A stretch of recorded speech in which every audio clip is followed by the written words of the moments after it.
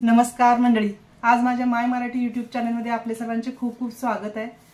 तर तुम्ही म्हणाल आज हे काय घेतले बुट्टीमध्ये, तर मी आज ही रताळी घेतलेली आहेत। आमच्या शेतातली खूप छान रताळ आहे। तर या रताळाचा किस कसा करायचा किंवा उपवासाचा रताळाचा किस म्हटलं तरी चालेल, मिरची घालून तिखट कसा बनवायचा हे तुम्हाला मी दाखवते। तर पहा कृती कशी करायची। तर आपण रताळाच्या किसासाठी हे पूर्ण वरचं रताळाचं काढून घ्यायचं आहे। वरचं साल मी सर्व काढून घेतलेलं आहे। आता ते मी किसत आहे।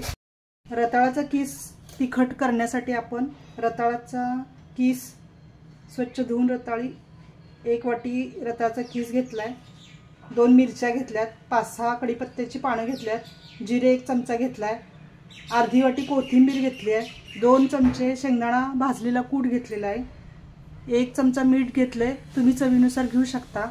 पाणी आपल्याला गरजेनुसार लागणार आहे। एका कढईत मी तेल तापत ठेवलेले आहे। तर पाहू कशी कृती करायची। रताळाचा किस करण्यासाठी मी कढईत तेल तापवलेलं आहे।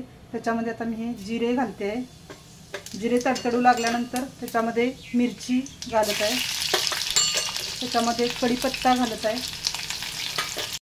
आता मिरची चांगली तडतडलेली आहे, भाजलेली आहे। तर मी आता हे रताळाचा किस त्याच्यात घालत आहे। तो आपण सर्व असा परतून घ्यायचा आहे थोडा वेळ। किस परतून घेतल्यानंतर त्याच्यामध्ये मीठ घालायचं आहे। हा शेंगदाण्याचा कूट घेतलाय तो घालायचा आहे,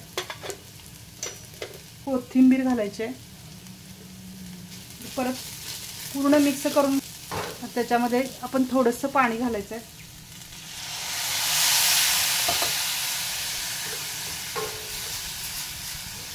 किस भाजल्यामुळे लगेच शिजते ते।